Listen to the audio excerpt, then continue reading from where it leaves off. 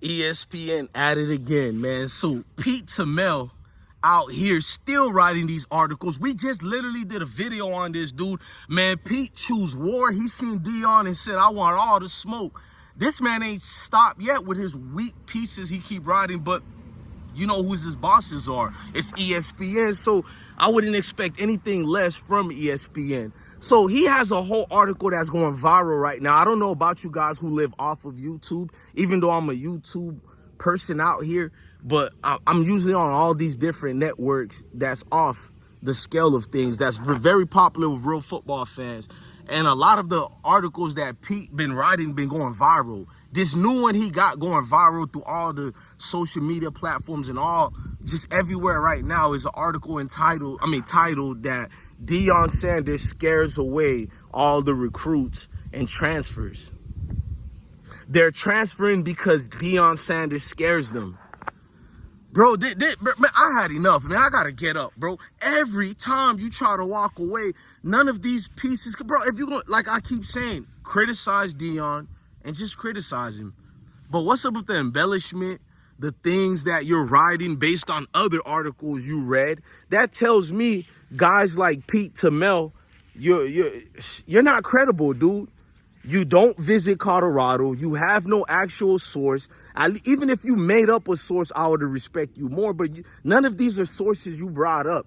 You literally read uncredible journalists and brought these things up that the everyday citizens could just take their phones out and backtrack it and source it and check it and see that you literally bullshitted your way and lied about the whole thing, dude. So you're saying Cormani McLean got scared of Deion and that's why he left? I'm going to show y'all proof that Pete is not a credible, substantial analyst, publicist, journalist, whatever his weak title is. As soon as you hear ESPN, these dudes probably got a Mickey Mouse pass to call themselves any type of professional titles. But let's keep going. We're going to debunk his crappy-ass article and show you there's no truth in Pete Thamel. So you say Deion is scaring these dudes away.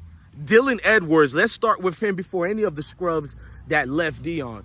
Dylan Edwards left, right? We know about Dylan Edwards leaving the team, but why did he leave? He left because he's scared of Deion? Huh? A dude that knew of him since he was 7 years old? That's why he got scared? Deion knew the dude's dad, everything like that, but you said that's what made the whole thing scary for him? So it's not the fact that Dylan Edwards made sure to tell everybody he wants to be the primary back and he wants to go to a team with a better quarterback. See, Pete Thamel, had you said that Dylan left because he was a diva that wanted to be a starter and get not just most of the handoffs, but all of the handoffs, and he didn't like Shador as a quarterback, I would have respected that because that's exactly what happened. But you had to embellish like most suspect agents of certain nations, bars right there, most suspect agents of certain nations, you had to do that, bro. Lie just to get your paper any topic, because I'm not gonna lie, it worked. Dudes like me even read your weak article, and I didn't even finish I read half of it. Midway through, I couldn't, bro. It's like, am I in kindergarten again with some of y'all? Some of y'all hate is so visible towards Deion that it starts becoming scribble scrabble after that, bro. Like, I challenge anybody, I'll pay anybody who follows us, or even the ones who don't like us, to read articles from these dudes who don't like Deion, bro. It's like they're salivating at the mouth and can't wait to get their rocks off just to dirty this man's name. Let's keep going, bro. We know Cormani was actually spared by Deion, where other coaches would have forced Cormani to redshirt the season. Am I lying, y'all?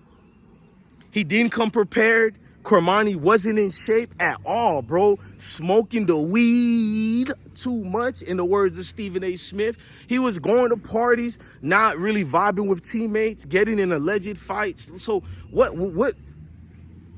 form of scary was that? Other coaches would have highlighted Cormani downfalls a long time ago, but Deion, being a brother man, kept it and swept it under the rug. Yeah, you say Deion is scaring these dudes. Xavier Smith, you say Deion scared him, but how could that be true when Xavier Smith was giving BS responses and even started trolling Deion in the Twitter? So how can someone be scared of someone, but they're ready to poke their chest out and they're trolling him and his kids in the Twitter space. Make that make sense. Now let's go fast forward.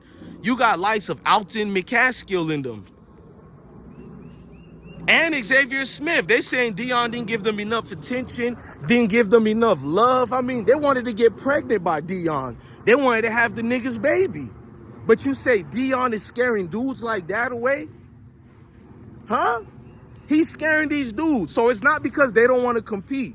Charlie Offerdahl gets a scholarship, gets named the second string running back. You hear about Dallin Hayden from Ohio State transferring in. You hear about that freshman, his last name Hood, coming in. You hear about all these players coming in the running back position, and these running backs leave the same day this get announced. But it's not because they're afraid of competition. It's because they're afraid of Deion Sanders. You see how nasty these dudes are? And there's so much other dudes we can bring up, but let's stick to this. How come it's not called being scared when players leave other coaches from the Mayo Nation? Since it's not a race thing and it's just, oh, this is an actual piece we need to do, it's something real, then why isn't the same thing made towards other coaches? I've never heard articles written like that about any other coaches in all my life watching college football and NFL and high school and pop on. I've never seen somebody say that player left because he was scared of the coaches. And notice the trajected words they use, y'all. It's always when it's brothers like us who look like us, it's always we're flashy, they're scared of us, we make people uncomfortable. Like, Jesus Christ, bro, give me a break, man. Even them dudes themselves who left the team would be laughing right now if they read your article, Pete. They're afraid of Deion Sanders? Like, man, they literally wake up and make up anything. And I know some of y'all know this story is so bizarre. You're thinking, oh, bless one, you just made this story up, bro. Look, I don't blame y'all for thinking that. I wouldn't even get mad and block nobody, bro. I'll put the link to the article in the comment sections and pin it, bro. Or you can look for it yourself. ESPN, Pete Thamel. And go read any of his articles, not just this one. See if I made it up. Trust me, it's the same feeling I feel when I read these bullshit every time. These hit pieces, bro. Like, huh? How many coaches we've seen players who literally said that? No disrespect to certain groups of people, but I've heard it more from Mayo coaches scaring recruits than the other way around. Bobby Knights of the world, and we can keep going. But Deion Sanders is the new Bobby Knight of football. Give me a break, bruh. To not hold these dudes accountable, they'll even tarnish your name as the reason. And these are the same group of people who preach accountability until it's a different shades of brown. Then it's unacceptable. It's not accountability fault. It's Deion Sanders' fault. Man, I'm out of here, man. I'm ready to go in the comment sections and discuss this, man. If you want to talk about it with me, man, let me know in the comment sections how you feel about these hit pieces. I'm DJ Bless One, the best one. Love your family, love your kids, and stay blessed, man.